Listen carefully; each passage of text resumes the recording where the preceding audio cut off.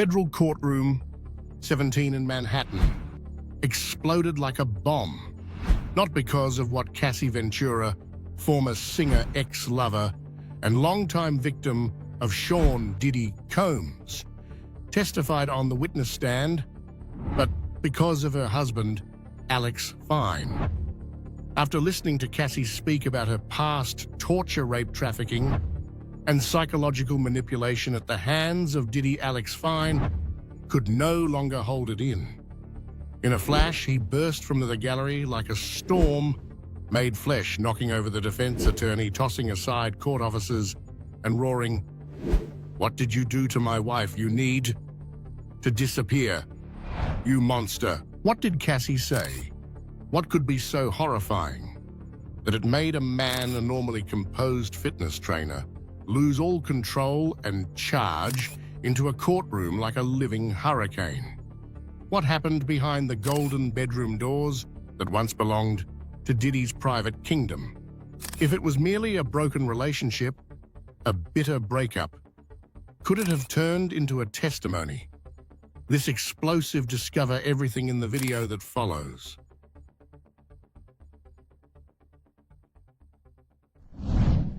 The unexpected courtroom attack. On the 9th day in the Manhattan courtroom, Cassie had just finished her nearly 4-hour testimony.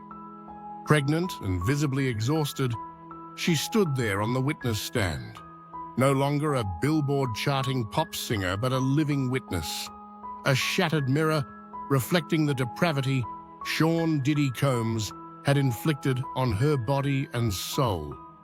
She kept her head bowed as if she had just broken free from an invisible chain that had been choking her for a decade. Suddenly, the courtroom's silence was cut by the sharp screech of a chair dragging across the floor, startling everyone. Alex Fine, Cassie's husband, stood up from the public gallery, his face flushed red, fists clenched so tight the veins bulged on his knuckles. Gone was the usual calm of the fitness coach, his face twisted in rage, eyes bloodshot like a cornered animal. In an instant, he lunged toward the defendant's table where Diddy sat in silence. "What did you do to my wife?" The scream tore through the room like a bullet straight through the chest of the courtroom. "You deserve to die, you monster." The microphone on the witness table shrieked as Alex slammed into it, his right hand launching a punch through the air, aimed directly at the face the press had once called a hip-hop icon. A defense attorney tried to block his path, but was shoved aside, sliding like a sandbag across the tiled floor. A court officer rushed in, only to be thrown back, his shoulder ripped belt askew. "I heard everything, every single word," Alex shouted as he nearly reached Diddy. "You made her describe it all. You made my wife sit in that filth and asked her if she enjoyed it. Are you even human?" One hand nearly brushed Diddy's shoulder before 3 officers simultaneously tackled him. Alex thrashed legs, kicking wildly, eyes blazing, still shouting, "You sit there like a king. Who do you think you are, Sean? You should be tied to a stake. You should kneel and look. Every woman you hurt in the eyes, you used power to humiliate her. She was only 19 when you dragged her into the dark. You're not a father. You're not even a man. You're filth," Alex screamed as he was pinned to the floor, hands cuffed, blood seeping from his wrists where the metal bit into his skin. Diddy stepped back 2 paces, face pale, shielding, half his face like he expected to be struck. He said nothing. His eyes bulged like a dead fish mouth agape. A far cry from the man who once sat front row at the Met Gala, shook hands with presidents, and laughed aboard million-dollar yachts.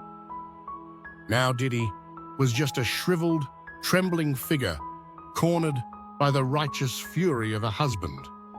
4 officers finally subdued Alex. He was held down, wrists cuffed behind his back, but still struggled, choking out words. I had to hear every word my wife said. Do you understand what she endured? What this bastard did to her? I couldn't just sit there. His voice cracked not from weakness, but from a heart exploding between justice and love. On the witness stand, Cassie raised a hand to her mouth, not to stop the tears, but to hold in the scream rising from her chest. The pain she thought she had learned to bear now erupted in a new form, when the only man who ever loved her unconditionally became a secondary victim of the same monster. Judge Arun Subramanian slammed his gavel 3 times, each crack sharp as a starter pistol. Court is in recess, he declared, voice grinding like metal. Remove the defendant to a private chamber, witness to the waiting room. And anyone in the gallery who cannot remain calm, step outside and do not return. This is a courtroom, not a gladiator arena. His voice wasn't loud, but it landed like a sentence. Diddy was escorted out through the back exit. The hallway lights cast a sickly glow on his face, highlighting beads of sweat rolling down his neck.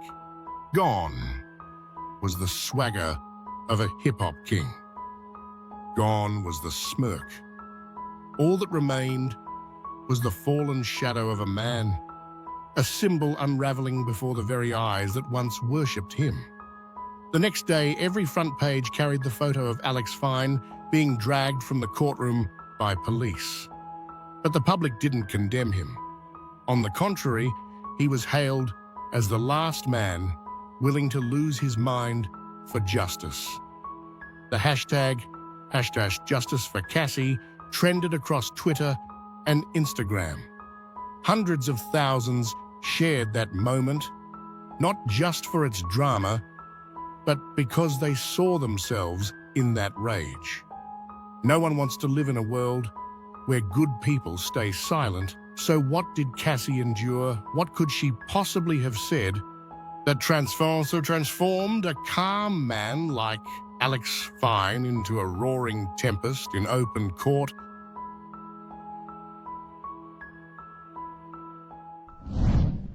Testimony filled with blood and tears. When the trial truly began, the prosecution quickly focused all their efforts on the testimony of key witnesses, especially Cassie Ventura, Diddy's ex-girlfriend, and one of the alleged victims.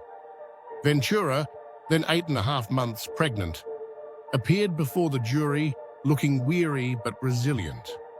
The woman, who had once been a beauty icon of 2000s R&B, was no longer anyone's doll. I'm here to tell what he did, she said, her voice steel-hard, resolute, unmasked, and unflinching. Not for pity, but to end a hellish cycle that lasted 11 years. She began with her 21st birthday night in Las Vegas, where everything seemed like a fairy tale. A luxury hotel, unlimited champagne, a guest list full of celebrities. But the fairy tale quickly turned into a horror film when Diddy, then nearly 40, powerful, wealthy, and scheming, dragged her out to the balcony, kissed her without asking a word. I didn't have time to agree or refuse. He just did everything, then went back to the party as if I were just a cocktail he had just sampled. From that moment, Cassie's life entered a new chapter, one without freedom. She detailed how Diddy controlled everything: who she met, what she wore, even whether she could sleep peacefully. He installed cameras in the house, every corner. I could see red, blinking lights even when I brushed my teeth. Once, when she went out with an old classmate, she came home only to be locked in a room for 24 hours. No phone, no food, just white walls and the silence of the punished. Cassie did not just recount, she reenacted in a direct, straightforward manner, no beating around the bush. About the freak-offs nights, the sick performances, Diddy staged hiring bodyguards, dancers, even male escorts to force her to have sex in front of him. He called it art, but to me it was organized rape. Once, after she screamed, refusing to participate, Diddy threw a phone at her face, tearing her right cheek. The next day, he took her shopping for a Hermes bag to make up. Every time she had a chance to shine, like releasing the single official girl, Diddy tried to overshadow her, canceling shows, spreading rumors she used drugs, threatening the record label to stop promotion. I'm not afraid of failure. I'm afraid of success, because every time I take one step forward, he pushes me 3 steps back. Cassie emphasized with blazing eyes, if a man fears your light, the first thing he does is cover that light with his own shadow. She did not forget to mention the Kid Cudi case, a brief relationship Diddy saw as betrayal. 3 days after learning about it, Cudi's car exploded in front of his house. Diddy looked at me, winked. I told you so. I wasn't bluffing. I believed him, not because he convinced me, but because he once threw someone down the stairs just for looking at me too long. The courtroom fell silent, only the shaky pen of a journalist scratching on white paper. Cassie told of the time she ran away from home, hiding in a hotel with her mother. But Diddy found her, came all the way there, wept, knelt, promised. Then, that night, slammed her head against the wall for making him ashamed in front of the bodyguards. She didn't know whether to believe the tears or the blood on the floor.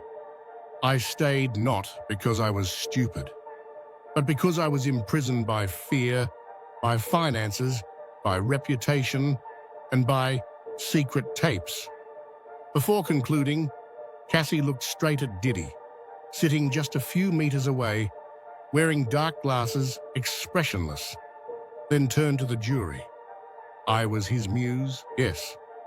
But I'm not the muse of a love story. I am a living witness of an 11-year torture film. And if justice is real, today will be the ending of that film.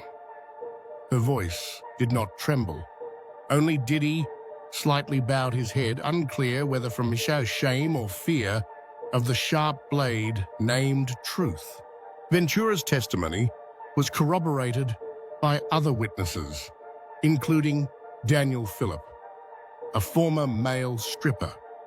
Phillip testified that he had heard Ventura crying and being beaten during a panic episode.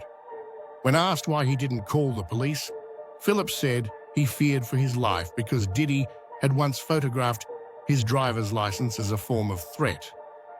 Besides abuse, Ventura also testified that Diddy controlled every aspect of her life, from career finances to personal relationships. She felt trapped in a cycle of control and threats, unable to escape due to Diddy's overwhelming power and a constant fear that something terrible would happen if she tried to leave. The climax of the testimony came when Ventura revealed in the court that she had settled a civil lawsuit with Diddy in November 2023 for as much as $20 million, just 1 day after filing the complaint. When asked why she still testified despite the settlement, she said tearfully, "I can't endure it anymore. Endure the shame, the guilt anymore." The courtroom fell silent as Ventura placed her hand on her pregnant belly, gently rubbing while answering tough questions. Her emotion, from tears, broken sentences, to the full presence of a mother-to-be, created one of the most moving moments of the trial. making the accusations against Diddy impossible to ignore. The prosecution also presented other witnesses. Dawn Richard, former Danity Kane member, and one of the loyal family of the bad boy empire, entered the courtroom on May 16th with a strong stride that no one dared to hold her gaze for too long. The man who had once been her boss idol and godfather in the entertainment industry now became the defendant in a case of human trafficking and multiple abuses. Everyone around him is silent. Dawn opened her testimony with a statement that struck hard at the star system that had been silent for money.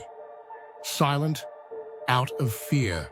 Because if he slaps his girlfriend right in front of me, he can make me disappear without anyone finding out.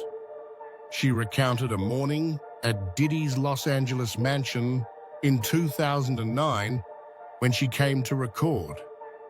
Cassie was standing in the kitchen, wearing a long-sleeved t-shirt loosely tied, looking no different from a young wife preparing breakfast for her husband.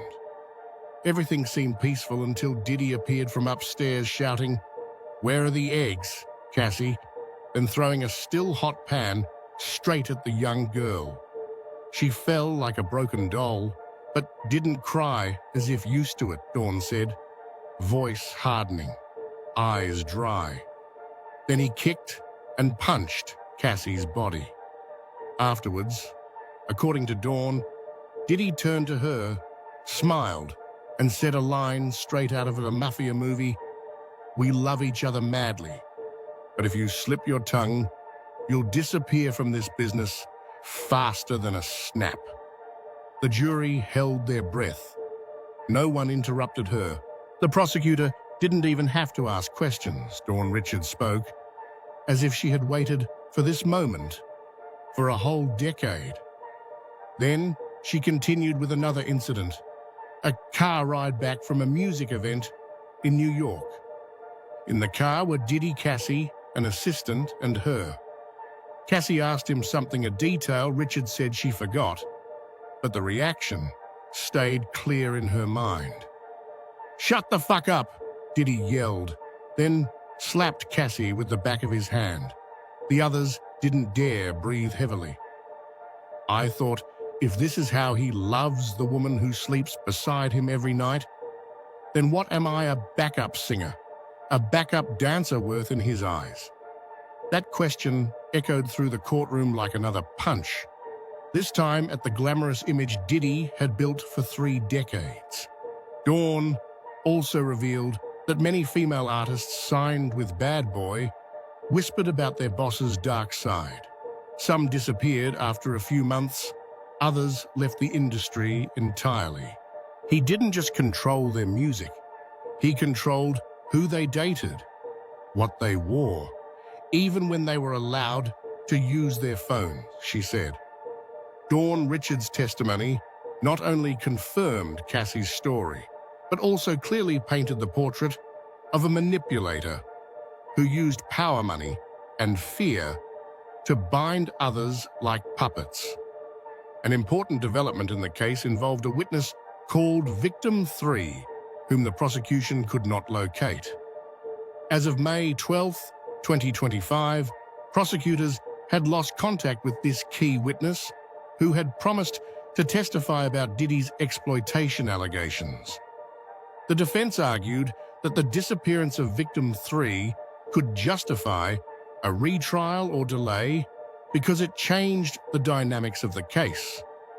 The prosecution also presented additional key physical evidence, including a 2016 surveillance video recording, Diddy placing his hand on Ventura at the Intercontinental Hotel in Los Angeles. In the video, Diddy is seen throwing a vase at her. This footage was shown to the jury to support Ventura's testimony about a violent encounter. Another important piece of evidence was emails dated December 23, 2011, in which Ventura accused Diddy of threatening to release sensitive audio recordings of her. These emails supported her claims of manipulation and control through blackmail and threats. The prosecution also presented testimony regarding Diddy's use of baby oil during the alleged strange encounters with Ventura. Ventura detailed that up to 10 bottles of baby oil were used per event, and Diddy was accused of instructing her to reuse it frequently. This reinforced the prosecution's argument about orchestrated, non-consensual acts.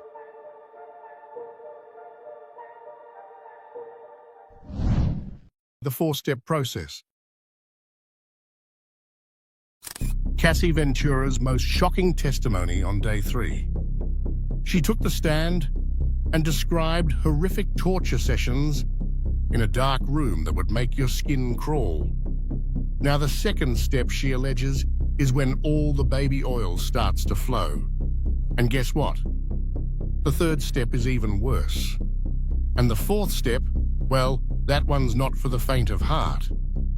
If the filthy curtain were pulled back, one would see that Cassie exposed a sickening system of harassment that Diddy allegedly painstakingly built, breaking down the disgusting orgies into 4 separate stages like a meticulously directed, depraved script.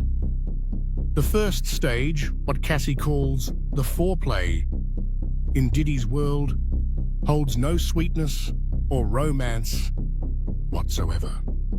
It's the overture of a symphony of mental torture, where she not only had to witness, but was forced to become the narrator of suffocatingly sick scenes. The man, one of the bodyguards hired by Diddy, committed acts of molestation right before her eyes, while Cassie, her voice trembling between horror and shame, had to recount every detail as if reading a speech for a monster hungry for domination. Diddy didn't want to watch. He wanted to listen and devour every word, as if he was savoring a cheap porn audiobook, the garbled sound of perversion wrapped in the glamorous facade of a music mogul. Every time Cassie paused, he glared. Every time she stammered, he threw a glass onto the floor like a gunshot warning. Louder, he growled. More detail. What do you see? What are they doing? Speak up. Next, the filthy act shifted into the touching phase, where sticky baby oil spilled everywhere. The raid on Diddy's property revealed a sick treasure trove, over 1,000 bottles of baby oil and lubricants, a number far exceeding personal use, indicting a slithering, disgusting operation taking place right in his bedroom. Cassie chillingly recounted that in every session, the lubricant was used wildly, like a sick obsession of puffs who wanted to turn victims into shiny soup under the lights, a perverse allure from the greasy layer of oil. The third stage, what Cassie described as the peak of humiliation, was no longer a performance. This was the part where her body was turned into a tool and her mind forced into silence. Oral acts, brutal and sickening, were demanded by Diddy. She had to perform them quickly, as fast as possible, not out of desire, but because only then did this nightmare have any hope of ending soon. Every time she opened her mouth, nausea rose up her throat. She smelled skin, sweat, cigarette smoke, and the stench of rotting power. It felt like it was wrapping around my neck, layer after layer, she said in court eyes wide and cold as ice. I just wished I would choke and it'd be over, but she still did it, gritting her teeth to endure. Finally, the fourth stage was bare intercourse, where sometimes Diddy just stood watching with a demonic gaze, but other times he joined in if he felt comfortable with the bodyguard. Yet the depravity didn't stop there. Cassie painfully testified that after these filthy encounters, Diddy made her collect the finished product from the male bodyguard and rub it on his chest and nipples, a disgusting act so vile it made listeners nauseous. Even in the courtroom, the substance was coldly and bluntly called man's milk. One of the most chilling allegations involved a male bodyguard who was allegedly forced to urinate on Cassie during one of these 6 sessions. When asked why she didn't resist, Cassie bitterly explained that when things went beyond her limits, it was Diddy himself. The question, "Why didn't you tell them to stop?" sounded innocent. But the harsh reality was that Cassie, lying helpless on the floor under the influence of drugs with 2 men towering above, was completely incapable of resistance. She could only lie there and endure. Cassie painted a picture of utter helplessness, often drifting in a hazy state caused by drugs and feeling unable to escape the devilish grip. She was also forced to engage in depraved acts even during her menstrual days, something she detested but dared not oppose. The bloodstains on the bedsheets, as she recounted, were evidence of cruelty and inhumanity. So why did Cassie keep sinking deeper into this filthy swamp if she hated these sick encounters so much? The bitter answer lay in blind jealousy and foolish love for a rich and powerful man 17 years her senior. She feared being replaced by another woman, and Diddy shared his dark secrets with her, binding her with a fragile thread of complicity. She did not want anyone else to take her place, and the text messages presented proved her desperate efforts to avoid these 6 sessions. Prosecutors displayed text messages Cassie tried to send Diddy in, which she clearly stated she didn't want trouble or chaos. However, Diddy's response was typical of a manipulation tactic. He replied with lines like, "You're so boring, predictable." This was how he made Cassie feel controlled and pressured to comply, making her feel she had no other choice.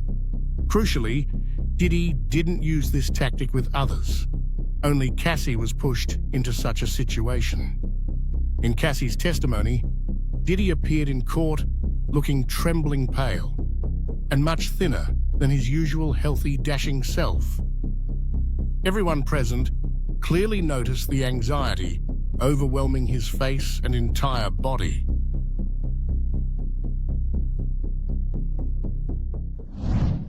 Ineffective defense.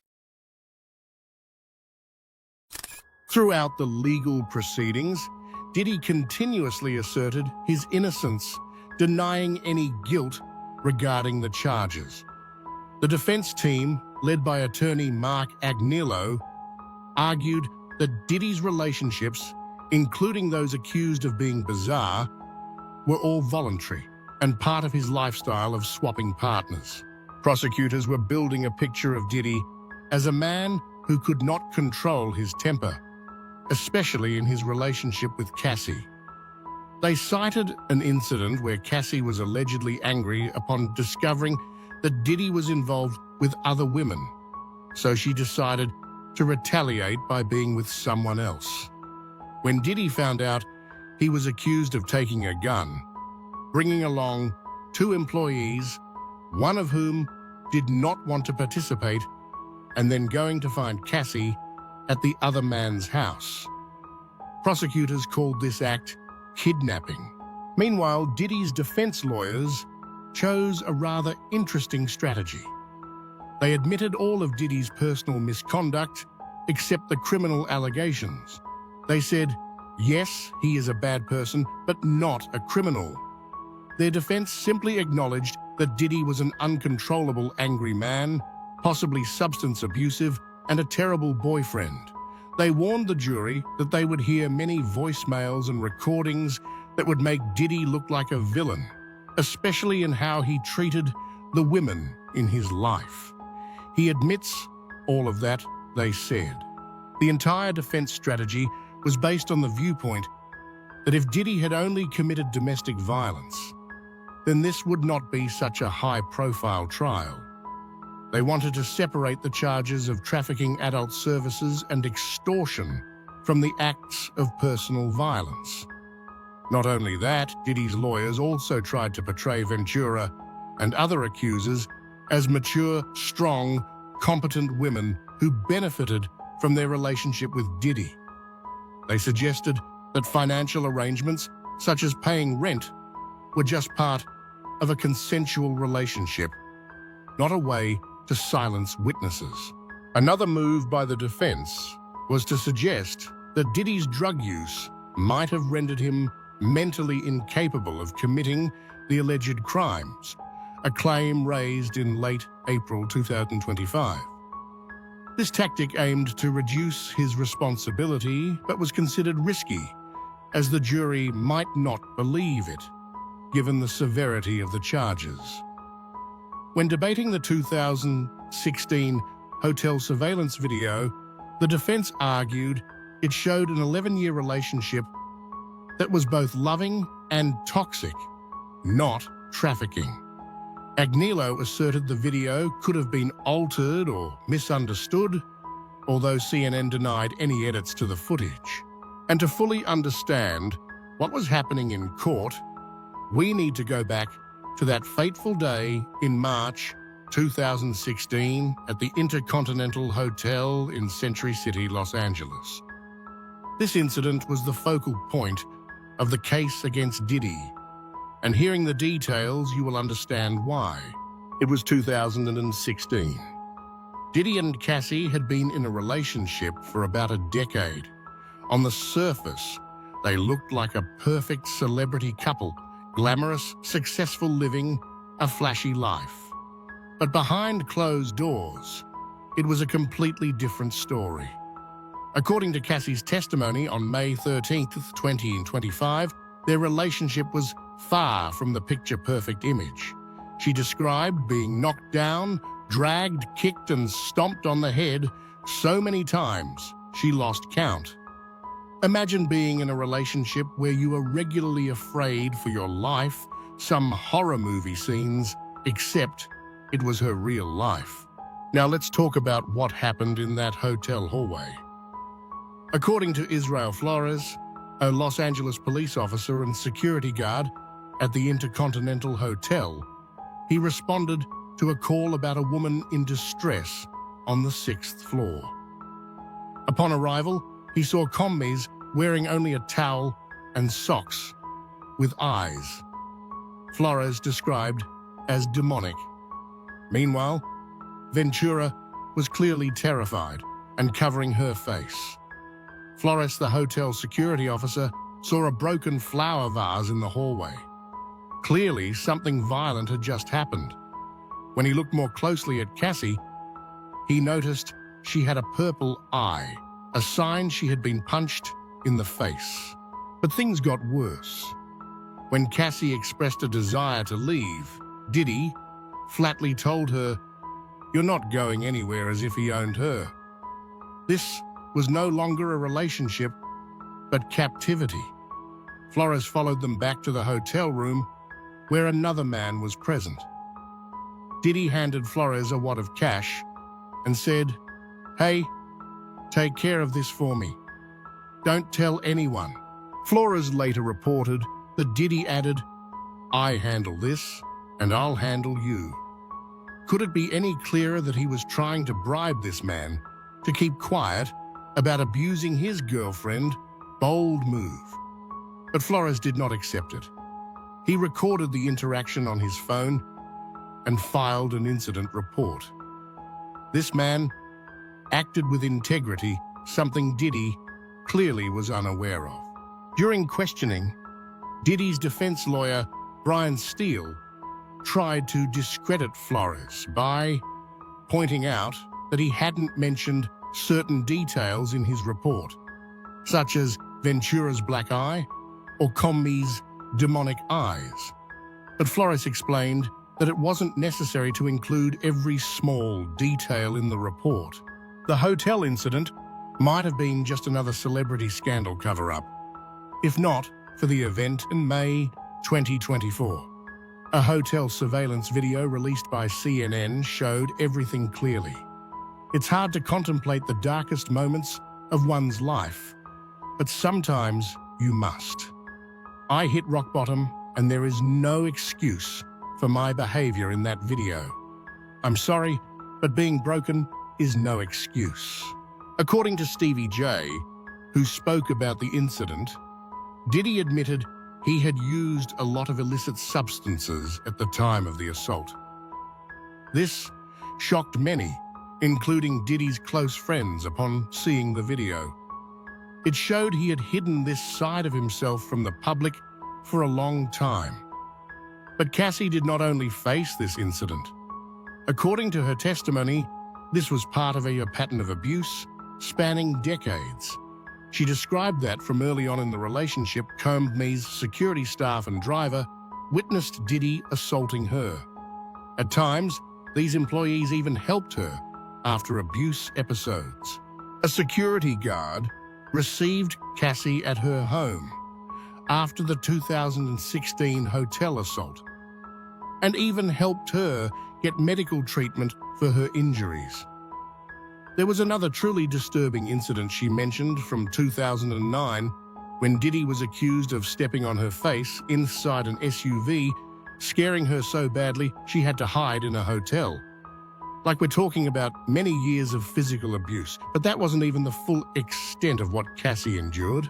According to her testimony, Diddy controlled every aspect of her life, her career, her appearance, even where she lived. He put her in apartments near his homes in New York and Los Angeles so he could visit anytime he wanted without prior notice. Although she recorded hundreds of songs, only one mixtape was released in 2013, which truly hindered her music career. This hotel incident was the clearest evidence in the case. It was no longer just Cassie's word against Diddy's. There was video evidence, witness testimony, and physical proof supporting her claims, and that was only the tip of the iceberg when it came to the accusations against him.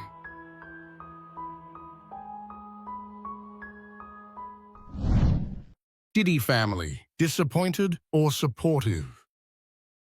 Some court observers noticed that Diddy's demeanor in court changed as the trial progressed. From the start of the proceedings, he was said to have made a heart gesture to his family. But later, as Venture's testimony continued, he appeared less cheerful. This shift could indicate that he realized how serious the situation was and the impact of the testimony presented. The atmosphere in the courtroom grew even more tense with the presence of Diddy's family. His mother, Janice Combs, along with 6 of his 7 children, attended court every day, carefully escorted to avoid media attention. As the family arrived at the courthouse, Diddy's spokesperson spoke to the press, emphasizing everyone should be here. Family should be here today, and thank you all for being here. I want everyone to be kind. No pushing, no shoving, no actions like that. I know the microphone is hot. I don't want to hear anything negative. When asked how Diddy was holding up, she replied, optimistic. I think you know. Clearly, this is a big matter, and so he's just ready for his side to hold strong. I don't know. That was before his lawyer decided. Jaguar Wright was also present and offered a pointed comment on the music industry. I hope this is the end of an era that brought nothing but pain. At the end of the day, music must not be cruel. That's my business. That's what I represent. Art is not cruel. The media swarmed outside the courthouse like vultures smelling blood. Diddy's spokesperson tried to maintain a calm facade before the press family should be here today. We ask everyone to be kind, no pushing, no creating negative situations.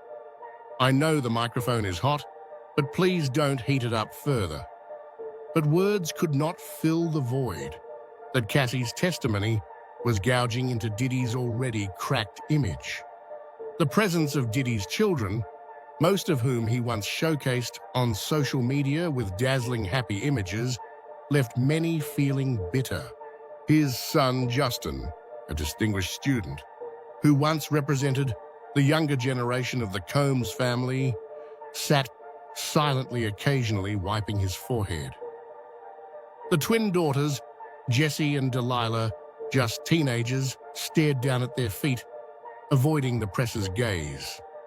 Anytime a camera lens turned their way, a protective arm immediately rose to shield them. In the world where Diddy once controlled every photo, every song, every Instagram caption, now he could no longer control the truth being exposed, page by page. The trial is expected to continue for several more weeks, with cross-examination of key witnesses and possibly testimony from Diddy himself, though it remains unclear if he will testify. Diddy's shift from confidence to despair not only shows he is beginning to grasp the severity of Cassie's testimony, but also exposes the raw nature of power when it is no longer shielded by music money or the spotlight. While Judge Arun Subramanian took relentless notes and the prosecution prepared to summon the next victims referred to by pseudonyms Victim 1, 2, and 4, the entire courtroom knew that an unprecedented seismic shock was building. And the Diddy family, though present every day, could no longer shield the man sitting at the eye of that storm.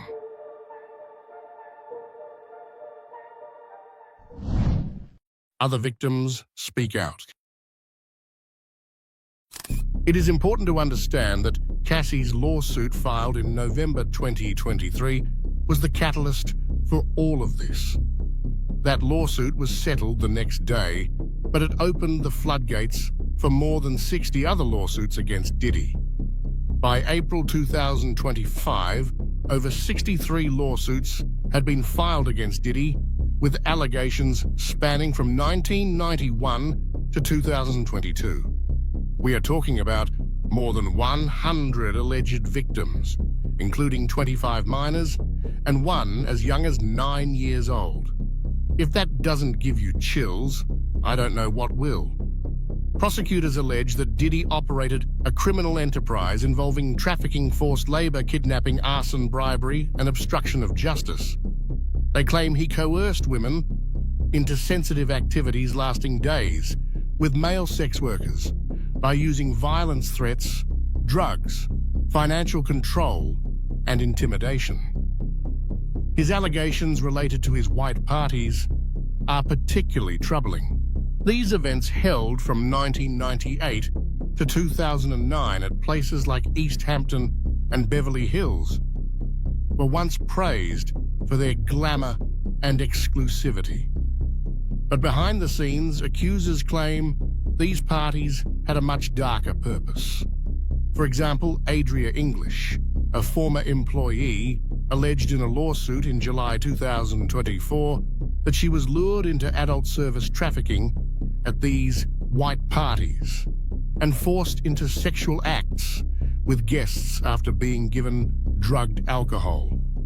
Meanwhile, Diddy's legal team is trying every angle to discredit witnesses and prosecutors. Mark Garagos, whose daughter is one of Diddy's lead attorneys, called the prosecutors, a group of 6 white women, on a podcast, implying racial bias in the prosecution. The judge was displeased and threatened to hold Garagos in contempt if it happened again, reasoning that because all of these women were white females on the jury, he implied that based on race, white women would convict a black man due to racial composition. That was the insinuation when he pointed out the fact that all white women would prosecute Puff. Diddy's legal team includes a formidable black woman named Nicole Westmoreland, said to be a monster in cross-examination. They are doing everything possible to protect him. But with a mountain of evidence piling up, things look difficult for Mr. Combs. One thing is certain: this trial has exposed the dark side of a man who was once one of the most powerful figures in the music industry. The founder of the once famous Bad Boy Records, who became a billionaire in 2022, is now facing the possibility of spending the rest of his life behind bars. The fall from grace was swift and dramatic, as his honorary doctorate from Howard University was revoked, and New York City also took back the key to the city once awarded to him. As the trial continues, even more shocking details may emerge.